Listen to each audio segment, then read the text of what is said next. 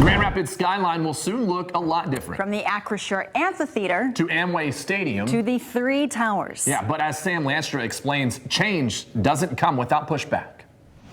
This is a moral failure. But public money has to have a clear public benefit. Simply not a good deal for Grand Rapids. Some members of this city have said they oppose an incentive plan for the 3 towers.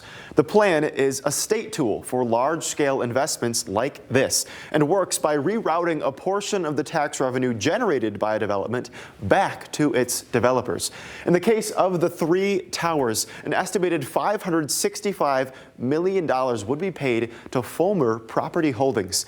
And in return, they promised to donate $8.5 million to the Grand Rapids Affordable Housing Fund. Tonight, the Grand Rapids City Commission will vote on this incentive plan. But as you heard, and many have asked, why is this number in the center so much larger than this one down here and the one on the left? That's the total cost. This morning, I took those concerns to developers.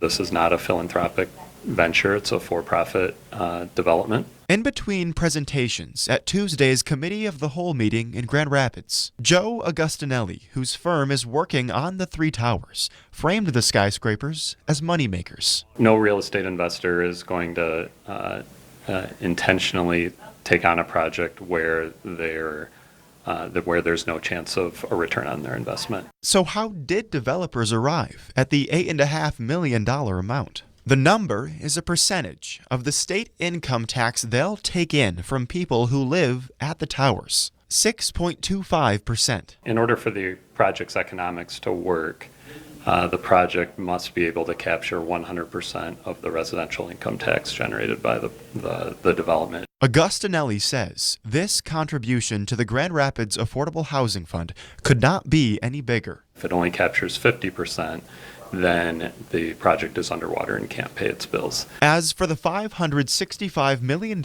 incentive plan and the total $797 million cost, Augustinelli says the scale and location of the development on land where the Grand River used to run have led to higher construction costs. The size of this incentive is large because the vision for this project is very large. The public is also asking for public benefit. While the committee passed the plan onto the city commission, one commissioner voted no, Kelsey Perdue from Grand Rapids' 3rd Ward.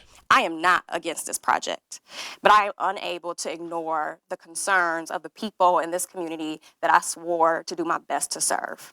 Now tonight, Perdue will hold a press conference on these concerns, and you can count on us to be there. And one final thing, as for what's going to fill these towers, Augustinelli says the office building is designed to be occupied by a single company. No word yet on who that could be. And as for the apartments, it was said in a previous city meeting that rents will likely range from the $2,600 mark to the $3,900 mark across studio, 1, 2, and 3 bedroom options. In studio, Sam Lanstra, Fox 17 News.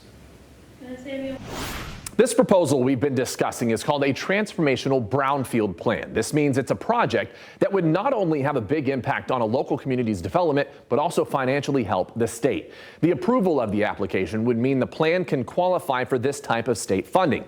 Now, tonight's City Commission vote is just one of many steps ahead if it passes. The project moves to the Grand Rapids Brownfield Redevelopment Authority, who will consider the work plan, among other things. If that plan is approved, the project goes to the state. At that point, if approved by the state, construction could begin. But there are several other approvals separate from the brownfield proposal that will still need to happen. The developers hope that construction would begin next fall.